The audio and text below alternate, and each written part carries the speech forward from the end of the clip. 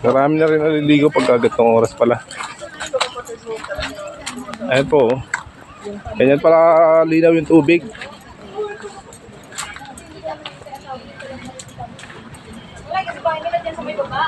Nakita mo to, para mo na rin nakita yun.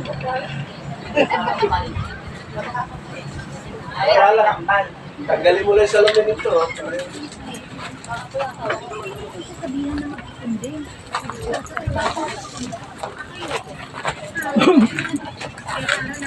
Kung may alak lang, marami dito at marami rin mabibilan mga papso. Yung anak niya pa kaya. May mga tindahan na rin pala rito. Alam ko saan na napupunta yung mga kinikita niya eh.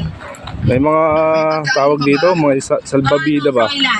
Inabuto Ayan, ka na ba ng gutom dyan sa paglalaro mo? Sus, yan na naman ho kayo na eh. Nagsisimula na naman kayo.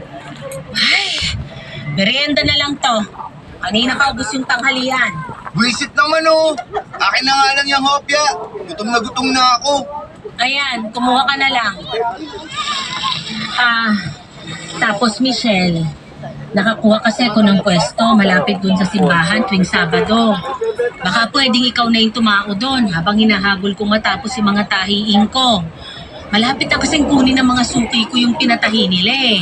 Pero Nay, may org meeting kami nun sa school. Hindi pwedeng hindi ako pumunta. Sus! Eh hindi naman yata yun ganun ka-importante. Yung sinasabi ko ay mapagkakakitaan pa natin kasi sa meeting-meeting na yon.